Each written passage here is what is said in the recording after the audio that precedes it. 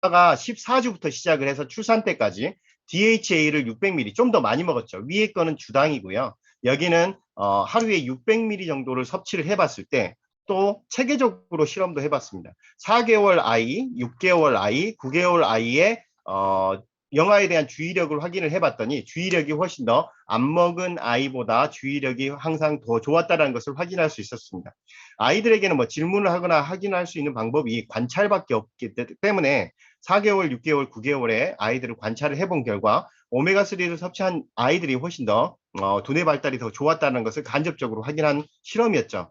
그런데 실질적으로 미국에서조차도 95%가 오메가3가 불충분하게 섭취하고 있다는 게 나와 있습니다. 우리나라에서도 임신 중에 최근에는 오메가3 섭취량을 많이 늘리고 있음에도 불구하고 저희 약국에서는 지금 임신성 당뇨에 대해서 국가 지원을 받아서 처리를 해주고 있는 경우가 많이 있는데요. 최근에 임신성 당뇨가 많이 늘었어요. 임신을 하면 당뇨가 생기는 비율이 많이 높아졌다는 건데 오메가3가 부족하게 되면 10에서 44% 정도 임신성 당뇨가 생길 확률이 높아집니다. 즉 이걸 반대로 얘기하면 저희 약국에 확률적으로 봤을 때 표본조사라고 보면 우리 약국에 임신성 당뇨로 오시는 임산부가 굉장히 많아졌다는 거, 그걸 반대로 얘기하면 오메가3의 섭취량이 또는 내 몸의 오메가3와 오메가6의 비율이 젊은 여성에서 많이 무너지고 있다는 거죠. 이렇게 오메가3가 부족하게 되면 어떻게 되냐면 시상하부나 해마의 크기가 감소하게 됩니다. 시상해부는 전체적인 뇌에 관련된 것을 해주고요. 기초대사량이 됐든 뭐가 됐든. 그 다음에 해마의 크기는 우리의 기억력입니다. 기억력이라는 것은 뭐냐면 아이의 두뇌하고도 연관되어 있고요. 이 해마의 크기가 실질적으로 측정했을 때 더 작아진다는 것을 확인을 했고 세로토닌, 도파민에 대한 분비가 굉장히 변화가 심했어요. 이 말은 뭐냐면 세로토닌, 도파민은 우리 몸에서 행복 호르몬이거든요. 근데 행복 호르몬이 덜 나오고 있다는 것은 최근에 사회적인 이슈인 우울증과도 연관되어 있습니다. 그래서 우울증에 걸릴 확률이 높아진다는 거고 삶의 질이 떨어질 수 있다는 거죠. 그 다음에 최근 연예인 중에 지금 두 분이 10일 남겨놓고 출산 예정일 10일 남겨놓고 유산을 한 경우 최근에 뉴스 보셨는지 모르겠는데 그분 같이 안타까운 경우가 어떤 경우가 되게 많냐면 뭐 프로스타글란딘이나 이런 것 때문에 갑자기 출산을 한다든지 아이가 준비가 안 됐는데 자궁에서 밀어내게끔 하는 게 프로스타글란딘입니다. 이 프로스타글란딘이 오메가6에 가장 우리가 주의하고 조심하고 있는 프로스타글란딘인데요. 이 프로스타글란딘 오메가6를 견제해 주는 게 오메가3예요. 그래서 반대로 얘기하면 오메가3를 많이 섭취하게 되면 34주 이내에 조산 위험이 현저하게 떨어집니다. 그래서 그분이 조금 안타까운 마음이지만 오메가3 섭취량을 많이 늘리고 하셨다면 훨씬 더 안전하지 않았을까? 어떻게 보면 안 좋은 일이 생기지 않았을까? 뭐 예상은 어렵겠지만 뭐 그렇게 했으면 어땠을까 하는 좀 아쉬움이 남는 그런 사건이라고 할 수 있겠습니다. 그래서 임신을 하게 되면 오메가3는 꾸준히 드시는 게 좋아요. 그 다음에 임산부가 먹어야 될 것 중에 하나가 뭐냐면 프로바이오틱스입니다. 프로바이오틱스는 모체의 면역 상태를 아이에게 직접적으로 전달하는 것 중에 하나예요. 어떤 내용이냐면 아이가 자궁에 있었을 때는 무균 상태에서 자랍니다. 그래서 아이의 장에는 균이 하나도 없어요. 좋은 균도 없고 나쁜 균도 없어요. 그런데 출산을 했을 때 엄마의 출산 시 흘러나오는 산도에 있는 액체를 딱 꿀꺽 먹음으로써 그때부터 장에 좋은 균들, 나쁜 균들이 이제 이식이 되는 거죠. 이식이 된다는 말은 뭔 말이냐면 엄마의 산도에 있는 상태에 따라서 아이가 장에 마이크로바이옴을 형성한다라고 할 수 있어요. 그렇다면 이 마이크로바이옴을 형성할 때 엄마가 만약에 출산 전에 예를 들어서 유익균과 유해균, 진균 이런 것들이 있거든요. 근데 유익균이 비율이 적고 그다음에 유해균, 나쁜 균이 많고 그다음에 곰팡이균까지 있다면 칸디다까지 있다면 아이들의 장 상태에는 그대로 이식이 된다는 거죠.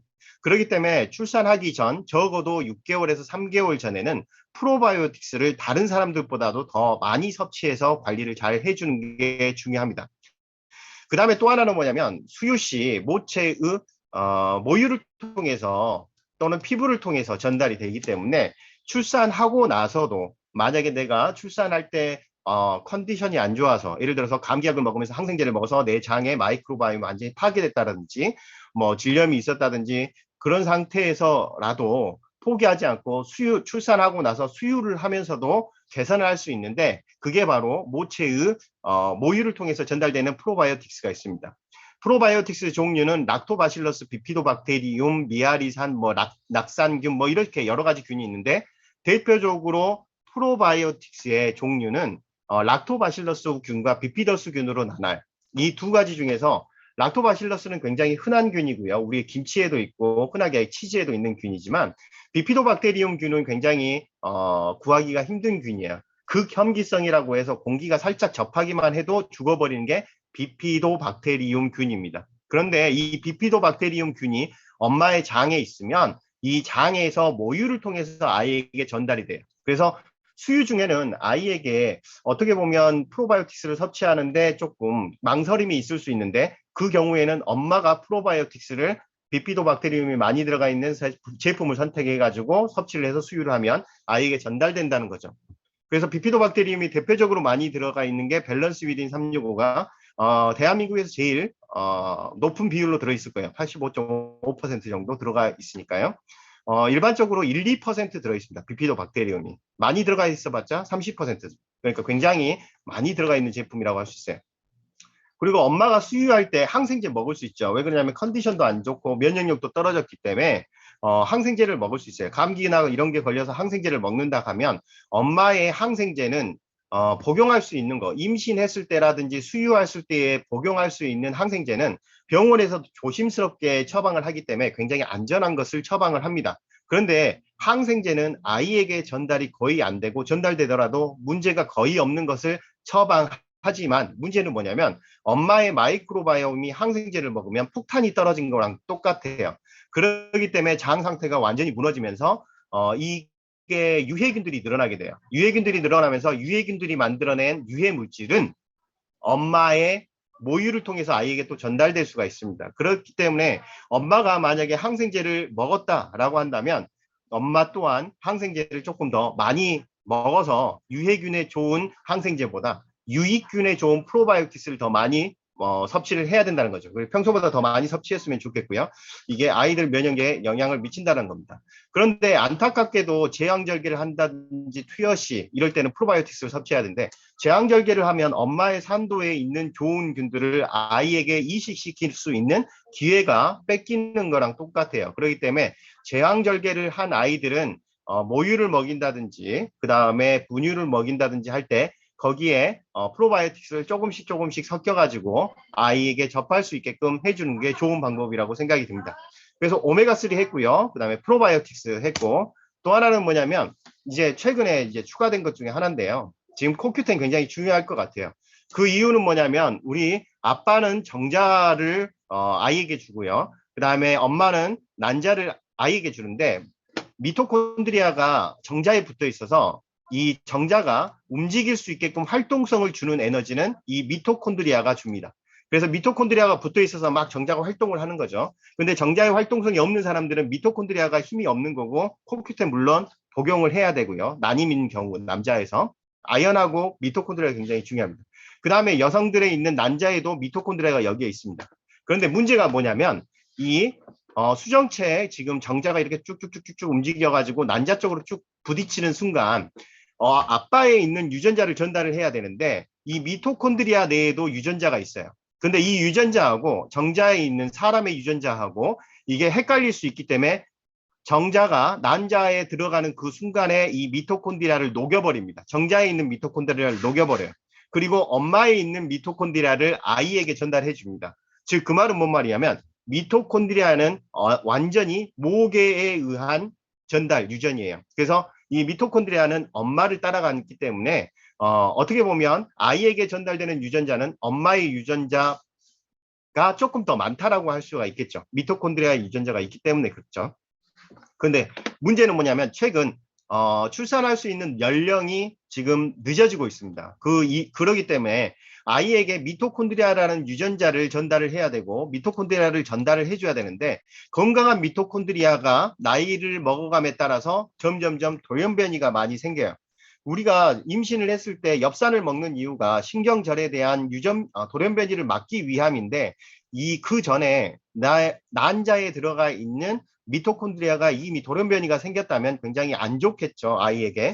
그렇기 때문에 이 미토콘드리아의 돌연변이를 없애는 방법은 뭐냐면 미토콘드리아를 계속 새 걸로 바꿔줘야 됩니다.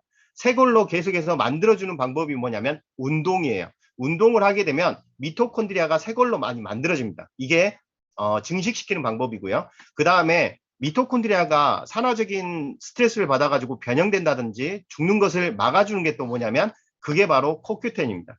그래서 이 코큐텐은 만약에 우리가 출산을 30세가 넘어가서 출산을 할 것 같다라고 한다면 코큐텐을 미리 섭취를 해서 건강한 미토콘드리아를 유지하는 게 도움이 되겠죠. 그래서 지금까지 정리를 하면 임신했을 때 선물하거나 그 다음에 케어를 해줘야 될 것은 엽산은 당연한 거고 그 다음에 오메가3하고 그 다음에 코큐텐 하고요. 그 전에 했던 뭐죠? 프로바이오틱스 지금 이렇게 하시면 좋을 것 같습니다. 굉장히 아직도 또 남았어요. 그 다음에 또 하나는 뭐냐면 칼슘이에요. 칼슘은 어떤 거냐면 이 칼슘이라는 게 아이가 임신했을 때 우리 아이가 뼈도 튼튼해야 되니까 칼슘을 먹어야지 라고 생각할 수 있는데 그러기에는 그렇게 의미가 없어요. 어떤 의미냐면 우리 아이가 임신했을 때 칼슘이 부족하진 않아요. 왜 그러냐면 엄마의 뼈에 있는 칼슘이 부족하지 않게끔 녹여버리기 때문에 그렇습니다. 어떤 내용이냐면 아이가 칼슘이 부족할 것 같으면 엄마의 뼈에 있는 칼슘을 녹여요. 그렇기 때문에 아이들은 칼슘이 부족하지 않습니다. 대신 엄마가 칼슘이 많이 뼈에서 빠져나가기 때문에 엄마가 나중에 출산하고 나서 손목이 시리다든지 골다공증에 걸릴 위험이 훨씬 더 높아지는 거죠. 그래서 가장 좋은 방법은 뭐냐면 필요한 내용은 칼슘제를 임신 중기에는 꼭 1000ml 이상 복용을 하시는 게 좋아요. 그런데 칼슘이라는 게 섭취율이 낮기 때문에 가장 좋은 방법은 뭐냐면 500ml를 두 번에 나눠서 섭취하는 게 좋습니다. 최근에 편의성을 위해서 칼슘제가 대부분 1000ml짜리가 하루에 한 번 먹게 되어 있는데 500ml가 두 번 먹게 되어 있는 게 오히려 임산부에는 더 좋은 현상이라고 할 수 있겠어요. 또 하나는 뭐냐면 우리가 출산하고 나면 땡 해서 모든 관심이 아이에게 가면서 엄마에게 영양요법을 잘 안 쓰는 경우가 많습니다. 그런데 수유 중에 뼈의 질량의 3에서 5%가 소실이 돼요. 수유를 하면서. 3에서 5%면 엄청난 겁니다. 근육도 1년에 1% 감소해요. 근데 뼈는 수유 중에 3%에서 5% 감소한다는 것은 엄마의 뼈를 완전히 녹여버린다는 뜻이죠. 그렇기 때문에 모유 수유를 중단하고 모유 수유 중에도 분명히 섭취를 해야 되고요. 모유 수유를 중단한 후에도 6개월 동안은 계속해서 칼슘제를 섭취해야지 나중에 엄마가 칼슘에 또는 뼈에 대한 문제가 없다라는 겁니다. 그래서 엄마에게 출산하고 나서는 산모에게도 관심을 많이 갖는 게 좋고요. 좀 아이에게만 너무 집중하지 마시고 엄마에게도 관심을 가져가지고 이렇게 영양 케어를 좀 해주셨으면 좋겠어요. 그래서 이제 정리를 해보면요. 일단은 자 임신 중부터 임신 중에서부터 임신 준비부터 임신 중까지 그리고 출산 후까지 모든 영양소를 지속적으로 공급을 해줄 필요가 있고요. 오메가3 프로바이오틱스 코큐텐 철분 칼슘 이런 거를 지금 엽산에다가 추가해서 기억을 하셨으면 좋겠다라는 저의 생각입니다.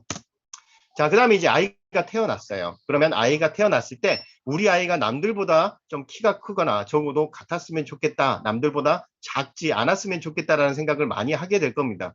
그런데 정상적으로 아이가 성장하게끔 하는 가장 좋은 방법은 IGF가 많이 나오게 하는 건데요. IGF는 GF에서도 알 수 있듯이 그로스 팩터라고 해가지고 성장 인자입니다. 성장 요소가 되는 거고요. 성장 호르몬과 같이 어떻게 보면 우리 아이가 키 크는데 긍정적으로 작용하는 호르몬이라고 할 수 있어요.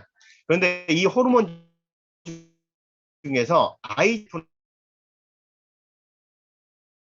가장 중요한 역할을 하는데 이게 운동할 때 나온다는 거고요. 그 다음에 단백질 섭취할 때 이게 나올 수 있다는 겁니다. 즉 운동과 단백질 섭취를 하면 성장 요소가 나와서 아이가 키 크게 하는데 지대한 영향을 미치는 것에 많은 부분을 해결할 수 있다는 거예요. 그래서 아이에게 좀 운동을 하게 하는 거고요. 운동을 할 때는 아이들 보시면 저도 아이들 키워봤지만 아이들을 잘 관찰을 해보면 막 뛰어다니면서 정신없이 뛰어다니면서 소리 지르고 뛰어다녀요. 그리고 나서 갑자기 쓰러져 잡니다. 이게 바로 키 크는 단계예요.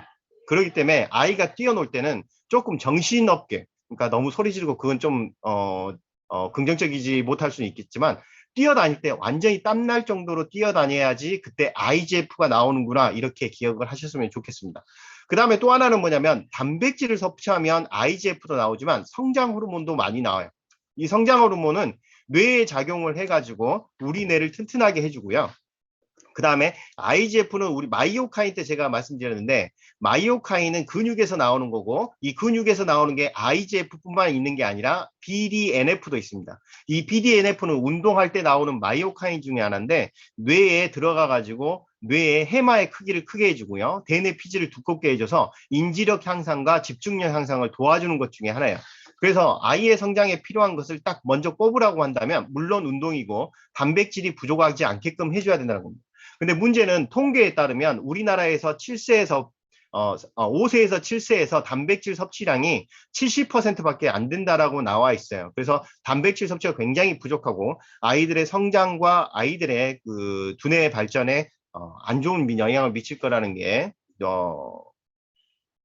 아쉽지만 그렇게 예상이 되고 있습니다. 그래서 여기 있는 리더님들은 만약 케어를 해주신다면 아이들에게 무조건 첫 번째 딱 생각했을 때 칼슘, 마그네슘, 비타민 D 무조건 생각하시지만 단백질 꼭 생각을 해주셨으면 좋겠어요. 그 다음에 아이의 키가 클 때 가장 필요한 게 또 뭐냐면 미네랄들입니다. 미네랄은 어떻게 생각을 해야 되냐면 우리의 생물들, 우리 그 생물 시간에 중학교 생물 시간에 최소량의 법칙이라고 살짝 들어보셨을 거예요. 식물을 키울 때 그 미네랄이나 이런 것들이 가장 부족한 만큼만 큰다라는 거죠. 즉 우리가 물통에 물을 채우려고 했을 때 이 높이가 가장 적은 부분에 해당하는 영양소만큼만 큰다는 겁니다. 아무리 칼슘, 마그네슘 이런 걸 많이 섭취한다 해도 여기에 부족한 예를 들어서 비타민 K라든지 아연이 부족하게 되면 성장을 지연시킬 수 있다는 겁니다. 그래서 최소량의 법칙이 작용하는데 이것을 해결하기 위해서 어떻게 되냐면 뭐 아연이라든지 이런 것들이 부족한 걸 다 채울 수가 없잖아요. 비타민 K도 마찬가지고 그렇기 때문에 종합 비타민을 아이에게 빼먹지 않고 추천을 해주셔야 된다는 거죠. 우리가 실질적으로 봤을 때 키 커야 되니까 칼슘, 마그네슘, 비타민 D 많이 먹어야 돼 이렇게는 쉽게 생각을 할 수 있는데 그럴 때 종합 비타민이 빠져버리면 의미가 없을 수 있다는 겁니다. 더 시너지를 나타내주고 더 발전하려면 종합 비타민이 들어가야 된다는 거죠. 그 이유를 설명을 해드리면 이거예요. 우리가 칼슘은 흡수가 잘 안 됩니다. 그래서 비타민 D를 섭취하면 우리가 칼슘이 위에서 또는 소장에서 이제 흡수되는 것을 도와주는 게 비타민 D예요. 비타민 D가 칼슘을 흡수하게 되면 어디까지 가냐면 혈액까지 갑니다. 그런데 우리가 혈액까지 칼슘이 들어가는 것이 마지막이 아니죠. 우리의 최종 목적지는 어디냐면 칼슘의 최종 목적지는 뼈입니다. 혈액에 있는 칼슘이 뼈로 이동할 수 있게끔 도와주는 게 비타민 K예요. 그래서 최근 비타민 K가 키즈 비타민에 추가적으로 들어간 이유가 바로 최근에 비타민 K가 급속도로 늘어난 이유가 마지막에 혈액에 들어온 칼슘을 뼈로 이동시켜주는 게 비타민 K이기 때문에 그래요. 그리고 이런 것들을 일일이 다 챙겨 먹을 수가 없죠. 아연 같은 경우도 마찬가지고 그렇기 때문에 종합 비타민을 통해서 아이의 성장이 지연되는 것을 막아줘야 된다는 거고요. 아미노산은 무조건 필요한 거고요. 그래서 이제 그 아미노산을 섭취했을 때 이 그림은 봤으니까 빨리 넘어가도록 할게요. 지금 이 아미노산은 어떻게 섭취하는 게 좋냐? 단백질과 이런 것들을 어떻게 고기, 소고기 이런 거 닭가슴살 이런 거 많이 먹으면 좋겠다라고 생각하는데 그렇게 음식으로 섭취하면 이 정도밖에 성장 호르몬이 높아지지 않아요. 성장 호르몬 예를 들어서 열량이 많은 드링크를 먹어도 이렇게 까지밖에 성장 호르몬이 많이 나오지 않습니다. 성장 호르몬이 가장 많이 나오는 방법은 단독 섭취를 해야지만 성장 호르몬이 나오게 돼요. 즉 평소보다 8배 정도 나오게 되고요. 단백질 쉐이크를 먹으면 단백질 쉐이크를 안 먹은 아이보다 성장 호르몬이 8배 정도 나오고 그 다음에 피크가 8배이기 때문에 이 면적은 훨씬 더 많습니다. 총 성장 호르몬은 더 많은 양이 나오게 되겠죠. 20, 30배 정도 나온다고 보시면 됩니다. 그래서 아이의 성장 호르몬이 가장 많이 나올 수 있는 방법은 단백질 섭취고요.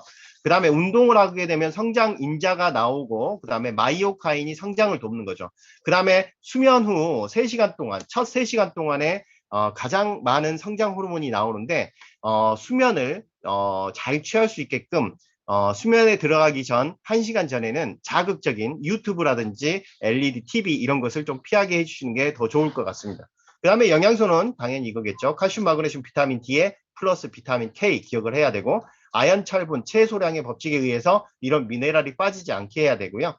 그 다음에 마이크로바이옴은 꼭 필요하다라는 거 이런 것까지 기억을 하셨으면 좋겠습니다. 그래서 우리 아이가 태어나서 키가 크고 성장을 잘 하려면 칼슘, 비타민 D, 그 다음에 거기에 플러스 비타민 K를 잊지 말아야 되고요. 최소량의 법칙에 의해서 종합 비타민을 꼭 챙겨 드셔야 되고, 성장 호르몬의 분비의 3요소는 운동과 단백질, 수면이다. 이렇게 기억을 하셨으면 좋겠습니다. 자, 그 다음에 이제 우리 아이가 커가지고 성장을 해서요, 술을 먹을 나이가 됐겠죠. 술을 먹거나 이렇게 스트레스 받고 이런 나이가 되면 간 건강 무조건 생각해야 돼요. 그러면 간 건강 하면 실리마린 생각을 하는데요. 이 실리마린, 여기에 나와 있는 게 이제 실리마린이죠. 간세포를 망가뜨려가지고 실리마린을 넣은 거하고요. 간세포를 망가뜨려가지고 단델리온이라고 해가지고 그 민들레 추출물을 해가지고 섭취를 했을 때 간세포가 회복되는 정도를 봤습니다. 둘 다 굉장히 좋은 간 회복의 능력을 가지고 있다는 게 밝혀지긴 했는데요. 지금 뭐죠? 밀크시스 블렌드인가요? 거기에 보면은 이제 단델리온과 실리마린이 두 개가 한꺼번에 들어가 있으면 시너지 효과를 낼 수 있다는 것을 확인할 수 있습니다. 그런데 여기서 추가로 말씀드리고자 하는 것은 어떤 부분이냐면, 우리가 간 건강하면 나 술 많이 먹어, 그 다음에 간이 너무 지방간이 있어, 이렇게 했을 때 실리마린과 단델리온, 이런 것까지는 밀크시슬 이런 것까지 생각을 하는데, 놓치고 있는 게 뭐냐면 오메가3라는 겁니다. 오메가3 같은 경우에는 지방간에도 도움이 되긴 하지만 간세포에 대한 지방간을 예방을 해주면서 그뿐만 아니라 지방에 대해서 산화작용에 의해서 간세포가 산화되는 것, 산화적 스트레스를 받는 것을 막아주는 역할도 하기 때문에 잊지 말아야 된다는 거고요. 또 하나는 뭐냐면, 간의 역할은 어떤 거냐면 우리의 들어온 음식물이라든지 여러 가지 물질들을 해독하는 작용을 가지고 있는 게 간입니다. 그런데 이 간이라는 걸 잘 보니까 이 에너지원은 우리가 먹은 음식들이 장에서 간으로 가게 돼요. 그런데 이게 먼저 해독을 해주는 게 마이크로바이옴이었다라는 거죠. 그러면서 이 해독된 물질이 간에서 다시 한번 해독이 되고 그 다음에 뇌로 가게 되는데요. 이 뇌 건강을 하려면 어떻게 해야 되냐면 간 건강이 돼야 되고, 간 건강이 되려면 장에서 마이크로바이옴이 튼튼해야지 간 건강도 잘 된다라는 뜻입니다. 이것을 1차, 2차, 3차 방어막이라고 표현을 하기도 하는데요. 간 건강인 2차 보호막이 잘 되려면 1차 장 건강이 잘 돼야 된다는 거죠. 그래서 예를 들어서 설명을 해드리면 이런 거예요. 내가 간이 요즘에 너무 피곤해가지고 술도 많이 먹고 피로도 했고 스트레스 받았나 봐. 간이 너무 안 좋아. 간 수치가 안 좋네. 라고 했을 때 밀크시슬과 단델리온까지 생각을 하는데 잘 안 잡혔어요. 그 경우에 마이크로바이옴을 섭취를 하게 되면 간 건강이 훨씬 더 좋아지는 게 연구 결과로도 나와 있습니다. 그래서 간 건강, 그러면 장 건강도 한번 생각을 해보셨으면 좋겠고요. 그 다음에 우리가 이제 그 여성 건강으로 서서히 넘어가기 시작하는데, 여성 건강 중에서 하나가 뭐냐면 호르몬에 대한 교란이 많이 생기기도 해요. 그래서 먼저 어떤 거를 보냐면 우리가 이제 너무 많이 적게 생성된 것 중에 하나를 보도록 할게요. 우리의 호르몬이라는 것은 콜레스테롤로 만들어요. 그래서 콜레스테롤을 너무 적게 섭취하면 우리의 긍정적인 면을 콜레스테롤도 가지고 있어요. 그래서 콜레스테롤이 너무 부족하면 안 되는데, 이 콜레스테롤이 프로게스테롤이라는 여성 호르몬을 만듭니다. 이 프로게스테롤은 어떤 역할을 하냐면, 원래는 여성 호르몬 중에서 임신을 유지할 수 있게끔 해주는 역할을 해줘요. 프로게스테롤이 부족하면 유산을 할 수도 있는 겁니다. 그런데 우리가 스트레스를 과도하게 받으면 프로게스테론이 원래 테스토스테론 그다음에 이렇게 전달해서 왼쪽으로 흘러가야 되는데, 갑자기 스트레스를 받거나 그냥 너무 놀란 일이 생기게 되면 코티솔이 급격하게 증가를 해요. 그러면 프로게스테론이 갑자기 줄어들게 됩니다. 그 다음에 에스테로겐도 못 만들게 돼요. 그러면서 이 코티솔 생성 때문에 프로게스테론이 줄어들게 됩니다. 그래서 임신을 유지할 수 있게끔 하는 능력이 떨어지면서 유산을 할 수 있는 역할도 하게 되고요. 그 다음에 호르몬이 부족하기 때문에 여러 가지 생리전 증후군이라든지 생리통이 극심하게 되는 게 이 스트레스 호르몬 때문에 그럴 수 있고요. 그 다음에 또 하나는 뭐냐면, 나이가 들어감에 따라서 이게 에스트로겐을 잘 만들어야 되는데 에스트로겐이 점점 좀 과량으로 만들어질 수 있죠. 그래서 자궁근종이라든지 이런 게 생성되는데, 그런 분들은 뭐냐면 이 프로게스테론이 테스토스테론을 거쳐서 아로마테이지에 의해서 더 과도하게 만들어지는 경향이 있습니다. 그런데 이 과도하게 만들어지는 것을 누가 해주냐면 비만, 그 다음에 지방세포, 그 다음에 뭐 염증 물질, 그 다음에 알코올, 술을 많이 먹었을 때는 여성 호르몬이 오히려 더 많이 생겨요. 즉, 우리 아이들이 배가 나온 아이들이 성조숙증에 걸리는 걸 보면 비만이라든지 지방세포가 많으면 성호르몬을 더 많이 만들게 됩니다. 그러면서 성조숙증을 일으킬 수도 있고요. 나중에 성인이 됐을 땐 자궁근종도 일으킬 수 있어요. 그래서 이런 부분을 생각한다면 살을 좀 빼고 지방을 제거해야지 여성 호르몬에 관련된 것을 해결할 수 있다. 이렇게 생각을 하셨으면 좋겠고요. 더 안 좋은 내용은 이게 우리가 피할 수 없는 내용인데 환경 호르몬 등이 우리의 그 에스트로겐 수용체의 민감도를 높여줘서 자궁 내막에 대한 근종이 생길 수 있는 환경을 많이 만듭니다. 그래서 될 수 있으면 천연으로 섭취를 하고 과일이나 채소를 많이 섭취를 하고요. 그 다음에 인스턴트 식품은 좀 피하는 게 도움이 될 거라고 생각이 들어요. 그 다음에 이제 십자화라든지 이런 것들을 우리가 어떻게 보면 식물 영양소를 많이 섭취하게 되면 이 에스트로겐이 정상적인 에스트로겐으로 많이 넘어갑니다. 그런데 이게 부족할 경우에는 실질적으로 우리 몸에 안 좋은 에스트로겐 형태도 많이 생겨요. 그래서 너무 이런 거 다 기억하기 어렵잖아요. 그런데 이제 결과만 기억하면 돼요. 어떻게 되냐면 이 모든 것들이 스트레스를 안 받게 해야지 코티솔이 해결된다는 거고요. 내가 만약에 여성 호르몬의 교란에 문제가 있다면 감마 리놀렌산이나 오메가3를 섭취하면 좋겠구나라고 하면 되고, 그 다음에 내가 여성 호르몬 중에서 안 좋은 여성 호르몬이 혹시 많이 생기고 있지 않을까? 자궁근종이라든지 이런 게 걱정돼서, 또는 내가 요즘에 조금 예민해지고 있는데 생리통이 심해지고 있는데 이럴 때는 비타민 D라든지 이런 것들 채소를 많이 섭취하게 되면, 천연 비타민을 섭취하게 되면 도움이 된다는 거죠. 그래서 프로바이오틱스도 도움이 되고 이런 것까지 생각하시면 되겠고요. 마지막으로 파이토케미컬까지 생각을 하신다면 여성 호르몬 관련된 질환들을 예방을 할 수 있습니다. 이 자궁근종에 대해서 원인은 알 수가 없어요. 그래서 연속해서 계속 말씀을 드리는데, 원인은 알 수 없지만 에스트로겐이 활성화된 사람들, 아까 술 많이 먹거나 아까 지방이 많이 있는 사람들, 이런 증상이 많이 일어나고요. 흡연과 술 또는 환경 호르몬이 에스트로겐 수용체의 민감도를 높여주기 때문에 그렇고, 카이페인과의 연관성이 조금 많이 있습니다. 그래서 커피를 조금 줄이는 것도 되고요.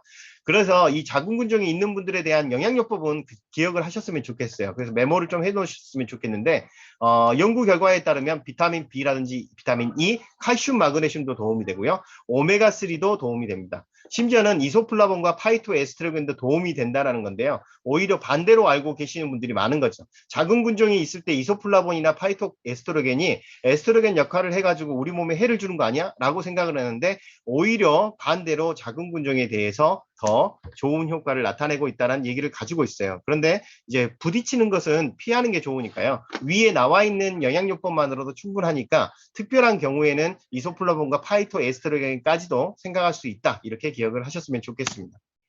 그 다음에 이제 요즘에 루푸스가 은근히 많아요. 이것은 루푸스는 어떤 거냐면 전신성 혼반성 루푸스라는 건데, 지금 염증과 부종에 의한 자가 면역 질환이라고 생각하면 돼요. 여성 호르몬이 가장 많을 시기, 즉 가임 여성에서 굉장히 많이 발견되는 건데요. 피부 관절, 신장, 폐에서 나타날 수 있는데, 신장하고 폐에서 나타나는 것은 생명과도 연관돼 있어요. 이런 부분은 생명과도 연관돼 있기 때문에 이런 분은 병원에서 관리를 받는 게 좋습니다. 그런데 대부분이 마일드하면서 피부에서만 루푸스가 나타나는 분들이 굉장히 많아요. 이런 분들은 어떻게 관리를 하시는 게 좋냐면 대증요법으로 하시는 게 좋습니다. 그래서 루푸스에 대한 영양요법은 여기에 나와 있어요. 제가 여러 가지 구해봤는데 오메가3와 오메가6의 비율이 무너진 사람들이 굉장히 발병률이 높습니다. 그래서 제가 오늘 첫 슬라이드에서 얘기했지만 오메가3와 오메가6가 점점 비율이 무너지고 있어요. 아이들도 그렇고 중학생도 고등학생도 마찬가지로 무너지고 있는데, 이런 것들을 잘 관리하게끔 지금 만들어줄 필요가 있다는 겁니다. 그 다음에 이 오메가3를 섭취를 하게 되면 생각보다 이 증상들이 많이 개선된다는 것을 알고 있어요. 그래서 주변에 루푸스가 있다면 오메가3부터 섭취를 하는 게 좋고요. 또 하나는 뭐냐면 항산화제를 섭취를 하게 되면 비타민 C, E, 그 다음에 이 항산화제죠. 항산화제라는 것은 식물성 영양소예요. 식물 영양소. 그래서 지금 종합 비타민과 식물 비타민 있죠. 그런 것들도 다 식물 영양소로 할 수 있고요. 이런 것들을 섭취하게 되면 장기적으로 훨씬 더 루푸스를 해결할 수 있는 게 좋아진다는 것을 알 수 있겠습니다. 그 다음에 그뿐만 아니라 이 비타민 D도 루푸스를 마일드하게 좋은 효과를 가지고 있어요. 즉 루푸스가 악화되는 것을 방지를 해줄 수 있고요. 비타민 B도 영향을 미칩니다. 그 다음에 이 식물 영양소 중에 가장 좋은 게 뭐냐면 어떻게 보면 허브의 여왕이라고 하죠. 홀리바질. 이것은 면역력만 좋은 게 아니라 이 스트레스 완화뿐만 아니라 루푸스에도 응용할 수 있는 가능성이 있다는 것까지 기억을 하신다면 여러 가지 응용 방법을 할 수 있을 거라고 생각이 듭니다. 그래서 굉장히 홀리바지는 비싸요. 비싼데 만약에 증상이 심한 사람들은 가격 대비 훨씬 더 좋은 효과를 나타낼 수 있는 거기 때문에 응용할 수 있다라고 생각이 듭니다. 그 다음에 이제 점점점 아쉽죠. 이제 나이가 들어가면서 이제 갱년기 증상이 좀 나타나기 시작합니다. 벌써 아이가 태어난 지 긴 세월이 지난 것 같아요. 이 파이토에스테로겐이 하는 역할 그렇게 했을 때 자궁근종이 있다든지 아니면 뭐 여성 호르몬에 대해서 뭐 유방암이라든지 이런 분들이 여성 호르몬에 관련돼서 파이토에스테로겐을 섭취하면 문제가 될 것처럼 생각을 하고는 있지만 실질적으로는 여기에 나와 있어요. 제가 영어 못하는 거 아시죠? 발음 한국인들에게 편한 발음이지만 제가 다시 한번 읽어보도록 하겠습니다. 자, impact, be protective. 이런 뜻은 뭐냐면 사실은 보호해준다라는 뜻이에요. 우리가 유방암이라든지 이런 것에 영향을 미칠 것 같지만 사실은 유방암이나 이런 것을 예방을 해주는 게 파이토에스테로겐입니다. 그 이유는 제가 뒤에서 설명을 해줄게요. 이해하기 굉장히 쉽게 그 그림을 보시면 바로 이해가 되실 거예요. 그런데 이제 파이토에스테로겐이 하는 역할을 이제 먼저 알아야 되겠죠. 우리가 여성 호르몬이 부족하게 되면 홍조 증상이 나타나게 되는데 굉장히 불편합니다. 예민해지고요. 거기서 이제 겉으로 드러나는 증상만 있다라면 솔직히 그건 참아라고 하겠어요. 근데 문제는 뭐냐면 여성 호르몬이 부족하게 되면 골밀도가 떨어지게 돼요. 그러면서 골다공증이 생길 수 있고요. 또 하나는 뭐냐면 중성지방의 수치라든지 LDL 수치가 굉장히 높아집니다. 그러면서 심혈관 질환이 문제가 걱정이 돼요.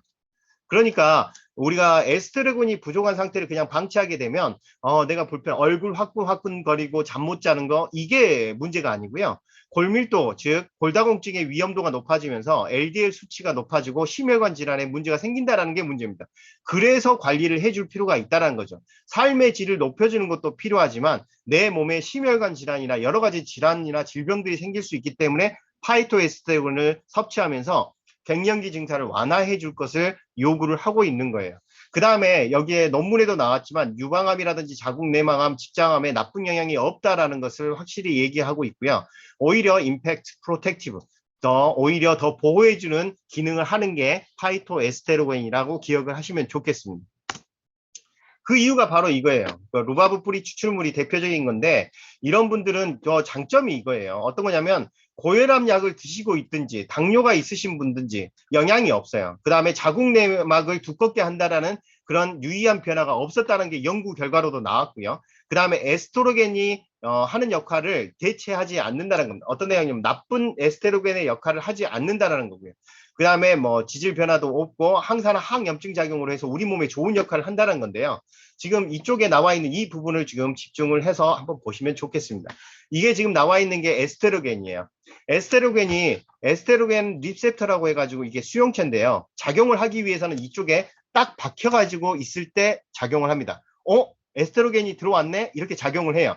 그런데 이 에스테로겐은 여러 군데에 영향을 미칠 수 있지만 밑에 있는 게 루바브 뿌리 추출물입니다. 흰색에 있는 건데요. 지금 여기 보시면 흰색에 있는 이게 바로 루바브 뿌리 추출물이에요. 모양이 완벽하지 않아요.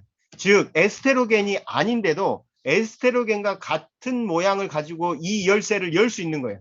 어떤 내용인지 아시겠죠? 우리가 자물쇠가 있는데 에스트로겐에 의해서 열리던 자물쇠가 루바브 뿌리 추출물에 의해서 열린 겁니다. 그런데 이 열림은 어떤 역할을 해주냐면 다른 거에 대한 나쁜 작용을 안 해주고 갱년기 증상만 완화해 주는 거예요. 그래서 루바브 뿌리 추출물을 에스테로겐이라고 섭취하시는 분들이 되게 많은데 에스테로겐이 아니고요. 파이토에스테로겐 즉 식물성 에스테로겐 역할을 하긴 하지만 우리 몸에서 성호르몬처럼 작용을 하지 않는다라는 게 여기에서 기억을 하실 부분입니다. 이렇게 하면 이해가 되실 거라고 생각이 돼요. 그 다음에 이제 그러니까 유방암에 대해서 여성 질환에 대해서 한번 나왔으니까요. 최근에도 좀 안타까운 소식인데 엊그저께 제가 뉴스를 봤는데 유방암에 대한 증가율이 지금 심상치가 않아요. 그래서 좀 걱정이 되고 있는데요. 여성분들이면 차라리 그 유방암을 예방하는 목적에서라도 오메가3를 그냥 섭취를 많이 하셨으면 좋겠어요. 그래서 유방암의 예방과 생존율을 높이는 게 오메가3라는 게 이미 나와 있습니다. 그래서 유방암에 대해서 항암요법을 치료를 받고 있더라도 또는 유방암에 대한 가족력이 있다 한다면 무조건 오메가3를 많이 섭취하는 게 좋아요. 그래서 여러 가지 얘기가 나왔는데 재발률도 낮춰주니까 유방암 수술을 하거나 항암요법을 받으신 분들도 재발을 막기 위해서 조금 더 섭취를 하셔야 됩니다. 그 다음에 어류보다도 보충제를 통해서 섭취하는 게 훨씬 더 효과가 있다라고 나와 있고요. 시기에 따라서 오메가3를 많이 섭취하는 해변가에 사는 나라들이 있겠죠. 그 나라에서는 유방암에 대한 발병률이 훨씬 더 낮다라는 게 통계로 나와 있습니다. 그래서 이런 것들을 알기 위해서 유방암에 대해서 좀 최근에 증가세가 꺾이지가 않고 있는데 오메가3를 많이 섭취하셨으면 좋겠어요. 자, 그 다음에 이제 착한 에스트로겐은 많이 나오게끔 하는 게 이거에 아까 나쁜 에스트로겐 있고 착한 에스트로겐이 있다라고 했는데 착한 에스트로겐 오메가3하고 항산화제 비타민 A, C, E, D까지고요. 비타민 B 필요하고 홀리바질도 한번 응용해 볼 수 있다는 거고 안전한 에스트로겐이 잘 작용하기 위해서는 아까 큰 그림에서 이해하기 너무 어려운 내용이었죠. 그런데 이거 결과만 기억하시면 돼요. 에스트로겐이 안전하게 사용되려면 프로바이오틱스하고 식이섬유하고 감마리롤렌산하고 루바브 뿌리 추출물 이런 것들을 활용하면 되겠구나 이렇게 기억을 하시면 좋겠습니다. 여성 건강을 위한 여성 프로바이오틱스는 여중에 이제 임상 실험을 통해서 검증된 게 많이 있어요. 대표적인 게 뭐냐면 지금 밸런스 비딘 W죠. W에 들어가 있는 균들은 이미 다 실험을 했었습니다. 그래서 이 실험을 한 균주들은 여성 건강, 질 건강에 도움이 된다는 프로바이오틱스라고 기억을 하셨으면 좋겠어요. 자, 이제 나이가 더 돼서 이제 점점점 이제 귀도 안 들리고 눈도 안 보이는 그런 나이가 되었습니다. 이 나이가 되면은 지금 이런 생각을 하죠. 최근에는 100세 시대에서 120 시대로 넘어갔어요. 120 시대가 되면서 어떤 일이 벌어졌냐면 이게 오래 사는 게 나에게 행복인가 또는 복인가라는 것을 걱정할 시기가 됐어요. 왜 그러냐면 건강하지 않은 상태에서 생명을 연장하는 것은 그렇게 행복이 아닐 수 있습니다. 즉 생명이 연장한 만큼 우리도 건강해야 되는데 그 건강의 지표가 되는 게 잘 들리는 거예요. 그래서 잘 들리게끔 하기 위해서 달팽이관이 튼튼해야 됩니다. 고막 뒤쪽에 있는 게 달팽이관인데요. 고막의 울림이 달팽이관에서 우리가 인지를 해가지고 그 소리를 듣게 되는 거예요. 그런데 그 소리를 듣게 되는데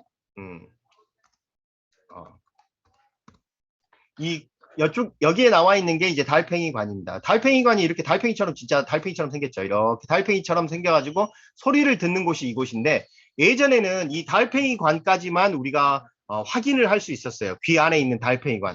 그런데 이거를 최근에는 혈관 CT를 찍게 되는 기술이 발달한 거죠. 그래서 이 달팽이관에 있는 혈관들이 어떻게 돼 있는지 확인을 해서 CT를 한번 찍어봤습니다. 그럼 여기를 보시면 엄청 미세한 혈관들이 달팽이관에 막 붙어 있어요. 그 말은 뭔 말이냐면 이 달팽이관에서는 소리를 듣기 위해서 굉장히 많은 에너지를 필요로 합니다. 그 에너지를 공급해 주는 게 바로 미세혈관이에요. 근데 이 미세혈관이 적혈구 하나도 통과하기가 힘든 혈관의 크기입니다. 그 혈관이 점점점 막히게 되면 어떤 식으로 되냐면 이 달팽이관에 있는 청각세포들이 영양실조로 죽게 돼요. 그래서 점점점 죽게 되면서 소리가 안 들리게 되는 거죠. 그래서 이 청력을 유지하기 위해서 우리는 어떻게 해야 되냐면 말초 혈관의 건강이 굉장히 중요합니다. 그래서 은행잎 추출물을 많이 섭취하라고 해요. 은행잎 추출물의 효능 중에 하나가 뭐냐면 이명입니다. 이명이라고 들어보셨죠? 이명은 귀 이자에다가 울리다 하는 그러니까 울림을 말하는 명, 귀가 울린다라는 뜻을 가지고 있는 게 이명인데요. 이명의 원리는 뭐냐면 지금 제 사진 보이죠? 제 얼굴 나오죠? 이렇게 설명을 드릴게요. 여기에 나와 있는 게 이제 감각 세포들이 있어요. 우리의 감각 세포들이 있는데 밑에는 혈관들이 이렇게 연결되어 있습니다. 그런데 이 혈관들이 갑자기 혈액순환이 안 되면서 또는 당뇨가 걸리신 분들 되게 많죠. 그런 사람들은 혈관이 끈적끈적해가지고 여기에 있는 세 개에 있는 신경까지 잘 못 가요. 그러면 여기에 있는 하나가 이 청각세포가 하나가 죽게 되면 이렇게 꺾여버리게 되겠죠. 죽게 되면 여기에 있는 소리를 못 듣게 됩니다. 여기에 있는 음파를 못 듣게 되니까 여기 옆에 있는 애들이 옆에 있는 세포가 못 듣네? 내가 더 열심히 들어볼게. 너 것까지 내가 한번 해볼게 하면서 안 들리는 소리까지 들으려고 노력을 해요. 그게 바로 이명이죠. 안 들리는 소리까지 듣게끔 얘네들이 예민해지는 게 바로 이명이라고 보시면 돼요. 그렇기 때문에 그것을 예방하는 방법이 뭐냐면 밑에 있는 혈관, 기초공사를 잘해서 은행잎 추출물을 드신다든지 오메가3를 섭취해서 여기에 있는 혈액순환, 미세 혈액순환이 잘 되게 해야지 이명이라든지 이런 것을 개선할 수 있는 거죠. 그래서 은행잎 추출물을 진코라든지 이런 거에 들어가 있는 게 바로 미세 혈액순환이고 효과에 이명이 들어가 있는 이유입니다. 그리고 미세 혈액순환이 잘 되다 보니까 치매 예방이라든지 기억력 향상 이런 거에 도움이 되는 게 바로 은행잎 추출물이기도 하죠. 오메가3는 당연히 여기에 들어가고요. 그 다음에 이런 거에 대한 산화적 스트레스를 막아주는 게 항산화제예요. 그래서 항산화제는 무조건 섭취하시는 게 좋습니다. 비타민 A, C, E, 그 다음에 비타민 D하고 셀레늄까지. 계속해서 반복해서 말씀드리니까 이제 기억을 좀 적어도 귀에 조금 익으실 거예요. 그 다음에 이제 오메가3가 도대체 이렇게 적혈구 하나도 통과하기 어려운 혈관을 어떻게 들어가게 하느냐, 그게 바로 오메가3인데요. 여기 보시면 지금 이렇게 큰 혈관을 이렇게 지나가요. 근데 적혈구가 이렇게 좁은 데는 못 들어가게 되겠죠. 자기 적혈구의 직경보다도 좁은 곳을 어떻게 들어가냐면 이게 바로 오메가3의 효능 때문에 그렇습니다. 적혈구도 하나의 세포인데요. 이 세포의 여기에 이제 세포막이라고 하는 부분인데 이 세포막을 확대를 해보면 이런 식으로 되어 있어요. 그리고 이제 세포막, 이게 적혈구라는 이쪽에 있는 게 어떻게 보면 적혈구를 확대를 해보면 이런 세포 모양이고요. 이쪽에 있는 막을 확대를 해보면 이 모양이고 더 확대를 해보면 이 모양입니다. 이 모양에서 여기 보면 직각으로 반드시 되어 있는 게 포화지방산이라고 보면 되고요. 이렇게 꾸불꾸불 되어 있는 게 불포화지방산입니다. 불포화지방산이 많으면 꾸불꾸불하기 때문에 여기 모여 있는 공간이 조금 헐렁헐렁하게 돼요. 그렇기 때문에 여기 보시면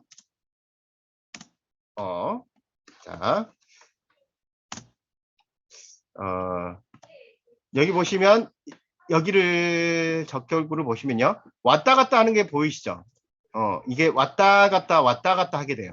즉, 이 적혈구가 유연성을 가지게 된다는 겁니다. 오메가3를 갖게 되면 헐렁헐렁한 세포막을 가지게 돼서 얘가 유연하게 돼서 이쪽에 있는 작은 혈관, 여기에 있는 작은 혈관을 통과할 때 자기 몸을 비틀어요. 적혈구를 비틀어 가지고 통과할 수 있게 됩니다. 그렇기 때문에 이 적혈구 혈액이 미세혈관, 자기보다 좁은 것을 비틀어 가지고 거기까지 영양 성분을 공급해 줄 수 있는 게 미세 혈액순환에 필요한 오메가3라는 거죠. 그래서 은행잎 추출물과 오메가3를 한 세트로 해가지고 먹으면 귀에 대해서 이게 회복하기는 힘들어요. 그런데 더 이상 나빠지지 않게끔 해주는 거니까 미리미리 섭취하시는 게 굉장히 중요합니다. 그 다음에 이제 눈도 잘 안 보이게 되겠죠. 눈도 마찬가지로 혈관이 굉장히 중요해요. 눈의 뒤에 있는 혈관, 이 망막이라고 하죠. 망막이 있는데요. 눈에 뒤에 있는 부분이 이 망막인데 망막에 붙어 있는 혈관이 이렇게 많습니다. 거의 빼곡빼곡 쌓여 있어요. 이 망막에 대한 혈관들이 잘 돼야지만 눈의 망막에 영양 성분을 잘 공급해서 망막에 있는 세포들이 죽지 않아요. 그런 거를 막기 위해서 은행잎 추출물과 오메가3는 눈 건강에도 도움이 됩니다. 그 다음에 눈에서 건강해서 또 중요한 게 이제 망막이죠. 혈관 건강뿐만 아니라 눈에서 필요한 게 혈관입니다.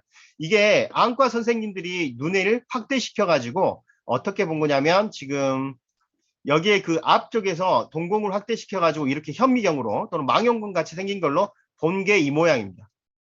이게 앞쪽에서 이렇게 확대시켜서 본 거예요. 그러면 눈 속에 이렇게 망막이 보이게 돼요. 이게 정상적인 망막입니다. 그런데 고지혈증이라든지 혈액순환이 안 된다든지 스트레스를 많이 받는 사람은 어떻게 되냐면 이렇게 돼요. 잘 보셔야 돼요. 변화된 거를. 차이를 아시겠습니까? 이렇게 되면 여기에 드루젠이라는 기름덩어리가 축적이 돼요. 그러면 망막이 이 사이에 망막과 뒤에 있는 벽과 딱 이렇게 맥락막이라고 하는데 이 막과 이 사이에 기름이 끼게 되면 이렇게 붕 뜨게 돼요. 붕 뜨게 되면서 우리가 황반 변성이 생기게 됩니다. 그래서 고지혈증이 있으신 분과 당뇨가 있으신 분들은 굉장히 혈액순환에 굉장히 관심을 많이 가져야 돼요. 왜냐하면 황반 변성이 일어날 수 있는 확률이 높기 때문에 그렇습니다. 그래서 혈액순환제 이게 굉장히 중요하고요. 콜레스테롤 관리 이것도 중요하고 당뇨 관리도 눈 건강에 굉장히 중요하죠. 그런데 이거에 대해서 항산화제로 작용하는 게 비타민 A, C, E, D라고 아까는 말씀드렸지만 망막에 필요한 항산화제가 바로 루테인입니다. 그래서 루테인이 여기에 들어가는 거예요. 그러면 루테인만 단독적으로 섭취하는 것보다 더 좋은 방법은 뭐냐면 오메가3와 은행잎 추출물을 같이 섭취하는 게 훨씬 더 도움이 되겠죠. 그 다음에 눈에서는 또 앞쪽도 중요해요. 그게 바로 전방구입니다. 안과 선생님들 중에서도 전방구와 후방구를 나눠서 전공이 달라요. 일단 안과 진료를 일반적인 사람이 볼 때는 전방구, 후방구를 구분을 하지 않지만 만약에 어떤 큰 수술을 할 때는 망막 전공하고 그 다음에 수정체 전공, 전방구, 후방구를 따로 전공을 통해서 합니다. 그런데 이제 우리 일반적으로 우리가 영양요법을 할 때 그 전반부에 해당하는 것의 대표적인 질환은 안구건조증입니다. 근데 안구건조증을 보면 안구건조증에서는 지금 우리의 눈의 구조를 좀 이해할 필요가 있어요. 눈에 이제 이게 막인데요. 이 눈 막에는 점액이 있어요. 원래는 끈적끈적한 눈에 점액이 붙어 있습니다. 그래서 눈물샘에서 물이 나와서 딱 붙어 있어요. 그런데 이 물이 그냥 노출되어 있으면 바로바로 증발해요. 우리의 물은 금방 증발합니다. 이 물이 증발하지 않게끔 하는 방법이 뭐냐면 눈꺼풀에서 기름이 나와요. 우리 여기 눈꺼풀 위에 마이봄샘이라는 기름샘이 있어요. 그래서 눈꺼풀을 이렇게 마사지를 해주면 기름이 송송송 나와요. 여기 보시면 보이시죠? 이쪽 사진 보시면 여기에 지금 나와 있는 게 이게 물이 아니고요. 기름입니다. 우리 눈꺼풀에는 기름이 나오게 돼 있어요. 그래서 이 기름이 눈물이 증발하는 것을 막아주는 역할을 하죠. 그렇기 때문에 안구건조증에 우리가 섭취해야 될 것은 루테인도 루테인이지만 안구건조증이 있다면 오메가3를 섭취해야 됩니다. 그래서 오메가3를 600ml 이상 섭취하면 안구건조증이 개선된다는 것을 우리는 알고 있어요. 그래서 600ml 이상 오메가3를 섭취하면 안구건조증 개선된다. 이렇게 기억을 하셨으면 좋겠고요. 그래서 최근에는 이런 제품들이 많이 나와 있습니다. 눈 건강하면 루테인 이렇게 다 기억을 하시죠. 그래서 루테인인데 해외에 있는 제품들의 유명 제품들을 보면 식물성 플라보노이드를 같이 들어가 있는 제품들이 많아요. 안토시아닌이라든지 그 다음에 은행잎 추출물이라든지 이런 것들이 굉장히 많이 들어가 있습니다.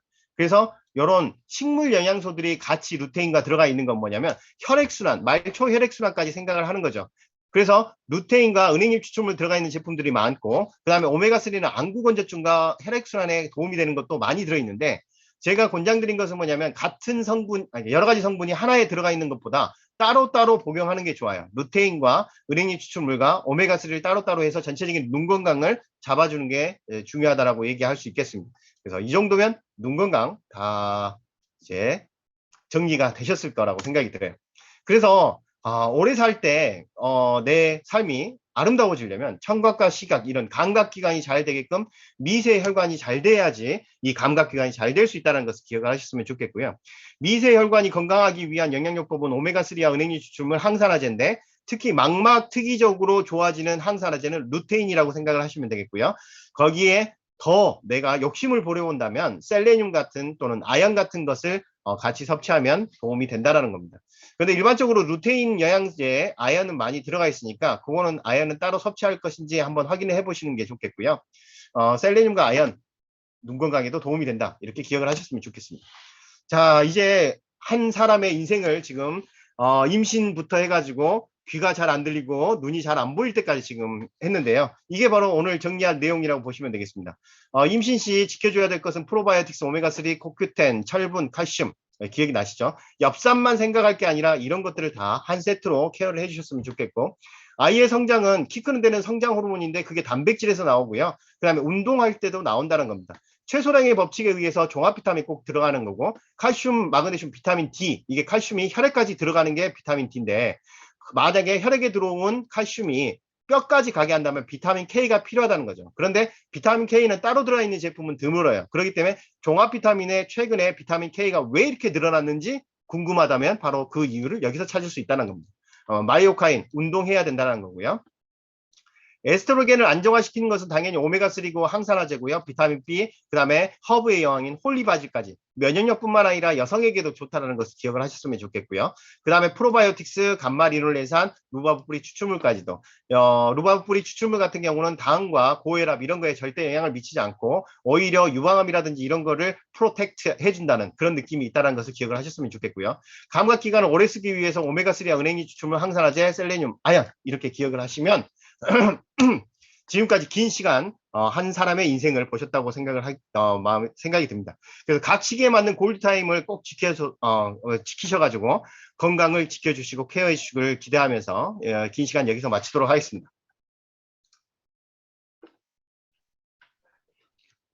네, 약사님 감사합니다. 지금 또 약사님의 인기를 입증하듯이 많은 리더님께서 질문을 좀 올려주고 계십니다. 혹시 질문에 대한 답변을 좀 부탁드려도 될까요?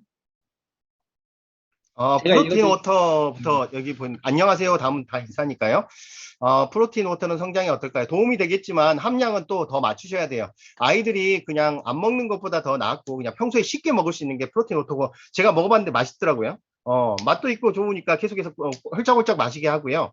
그런데 그 함량도 적지는 않지만 제가 보기에는 쉐이크로 해가지고 완전히 그냥 부족하지 않게끔 아이들은 절대 부족하면 안 돼요.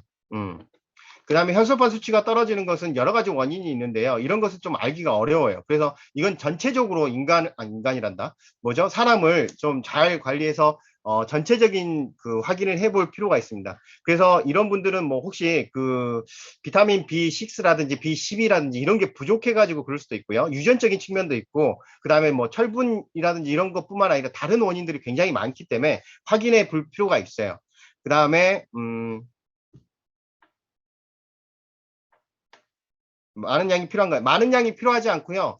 비타민 D와 비타민 K는 많은 양이 필요한 게 아니라 없으면 흡수가 잘 안 된다는 것을 기억을 하셨으면 좋겠습니다. 그래서 이게 꼭 그래서 어차피 종합 비타민을 먹을 거면 비타민 K가 들어가 있는 것을 확인하고 먹었으면 좋겠다라는 거고요. 지금 2학년이라는 게 초등학교 2학년을 말씀하시는 거겠죠. 초등학교 2학년이 최근에 가슴 몽골에 잡히고 아프다 해요. 그러면 키가 130이고 식습관도 굉장히 신경 쓰는 거고 영양이 과다해서 그럴까요? 영양이 과다해서라기보다도요, 이거보다는 그냥 영양이 오히려 이제 그쪽으로 더 신경을 쓰시는 게 좋겠어요. 단백질 섭취하고, 2학년이면 아직 항산화제는 지금 많이 먹고 있을 텐데요. 항산화제를 좀 집중적으로 하고, 그 다음에 아까 말씀드렸듯이 프로바이오틱스하고 아미노산 단백질 섭취를 굉장히 해서 최근에는 아이들이 거의 6학년이 되기 전까지 성장을 거의 마무리하기도 해요. 여자아이들 같은 경우에. 그렇기 때문에 지금 아이가 성장이 빠른 편이기 때문에 오히려 이 시기에 그냥 폭발적으로 크게끔 성장요법을 더 써주는 게 좋고요. 성장 호르몬이 나오게끔 아미노산을 평소보다 더 많이 섭취했으면 좋겠습니다. 그래서 지금 최근에는 아미노산이 1g per kg이라고 얘기를 하는 것보다 더 많은 양 1.3g을 얘기 많이 하고 있거든요. 그러니까 내 아이가 20kg라면 20 곱하기 1.3을 해가지고 26인가요? 26g 정도를 섭취를 하게끔 하는 게 좋겠습니다. 루바브프로본과 이소플라본은 조금 다른 역할을 하고 있는데요. 비슷한 역할을 한다라고 기억을 하셔도 그렇게 큰 문제는 없을 것 같아요. 왜 그러냐면 이것까지 섬세하게 나누다 보면 끝이 없거든요. 메니에르도 은행잎 추출물이 도움이 되기도 해요. 그런데 메니에르 같은 경우에는 조금 이제 좀 증상이 다르죠. 왜 그러냐면 메니에르는 정전기관 쪽으로 문제가 있는 건데 균형을 잡는 곳에서 문제가 있는 건데요. 거기도 마찬가지로 말초 혈관이 굉장히 많고 거기에 들어가 있는 뭐죠? 림프액이라든지 이런 거에 대한 교란도 문제가 있는 거고요. 그 다음에 이석증과 조금 다르게 이것은 조금 혈액순환이 많은 역할을 해요. 그리고 재발률도 낮춰줄 수 있기 때문에 균형을 잡아줄 수 있는 병원 처방약이라든지 멀미약을 계속해서 먹기도 해야 되겠지만 은행잎 추출물 해서 멀리 좀 보고 관심을 가졌으면 좋겠습니다. 이석증도 마찬가지고요. 그 다음에 여기는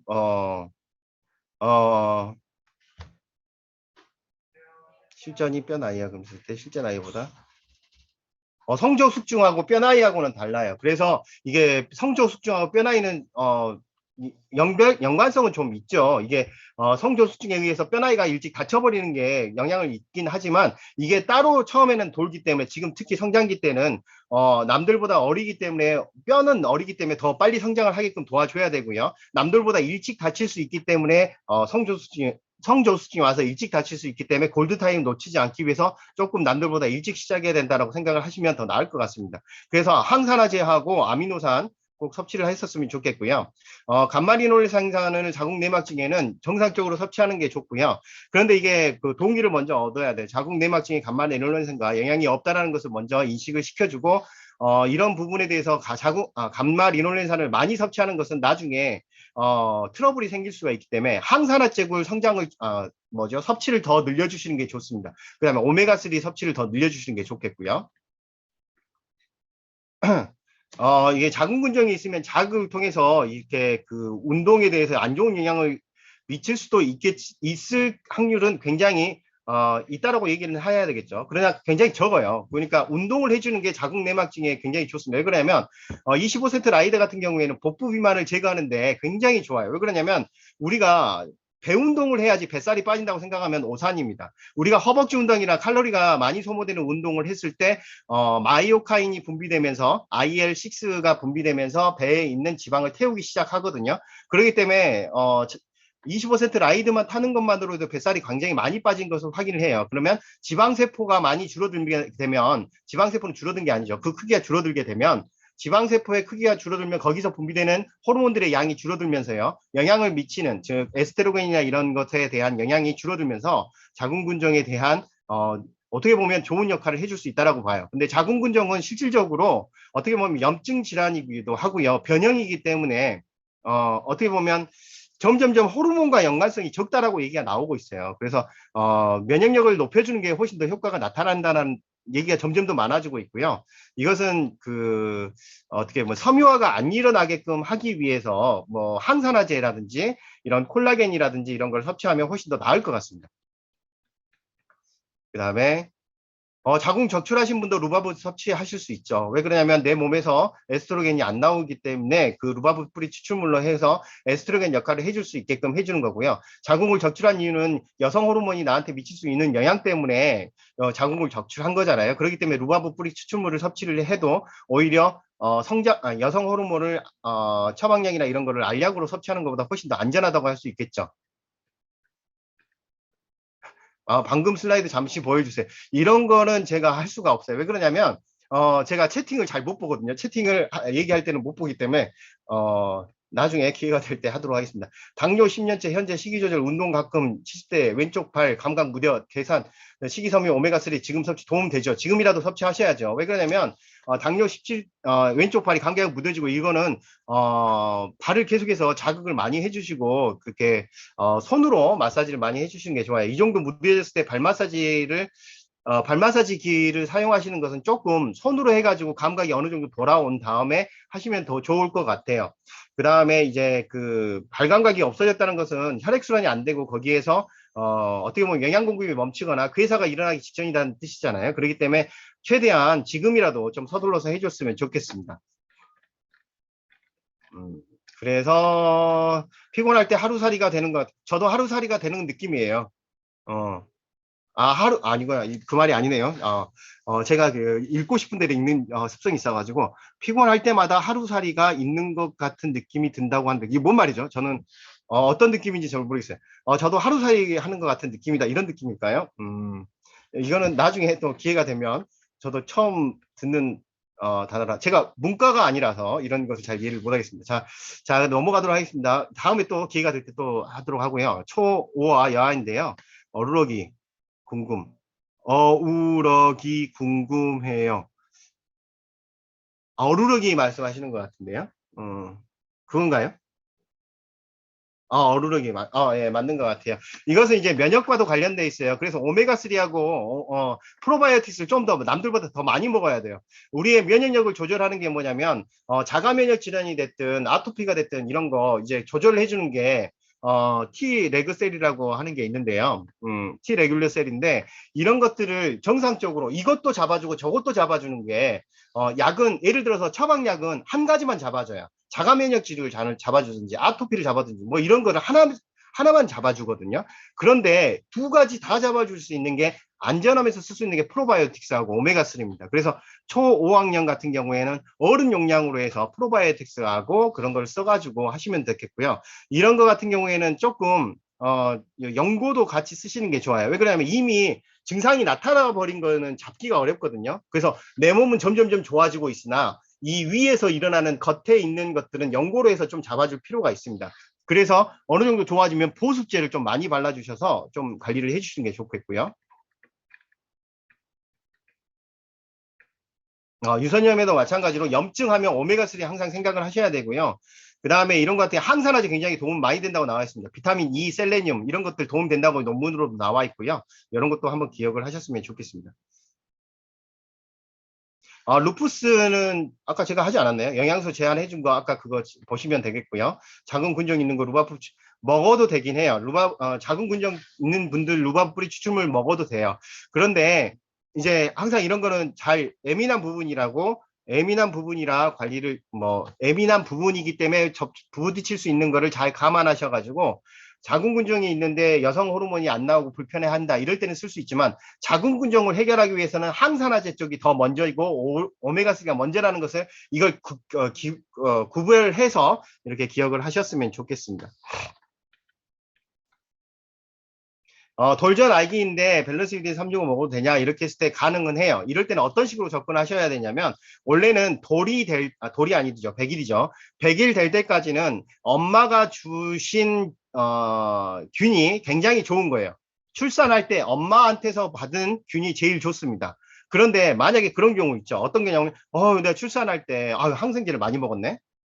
그런 경우랑 아유 내가 그 장 관리를 못했어 출산할 때 또는 제왕절개를 해버렸네 이럴 때 아이에게 전달해준 이식해준 균이 없잖아요. 그런 경우에는 100일 이후 100일 전이라도 조금씩 노출을 시켜도 돼요.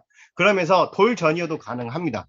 그런데 이제 100일 그러니까 정상적인 분말을 하면 100일 이후부터 시작을 할 수 있는 거고요. 만약에 제왕절개를 했다 하면 조금 더 일찍 시작을 할 수도 있어요. 그 다음에 돌전일 때 제가 소아과 앞에서도 약국을 해봤었는데 돌 전에 아이들이 이미 항생제 접하기도 해요. 그런데 이 항생제 접하면 무조건 프로바이오틱스 그냥 정량으로 들어가기 시작해야 돼요.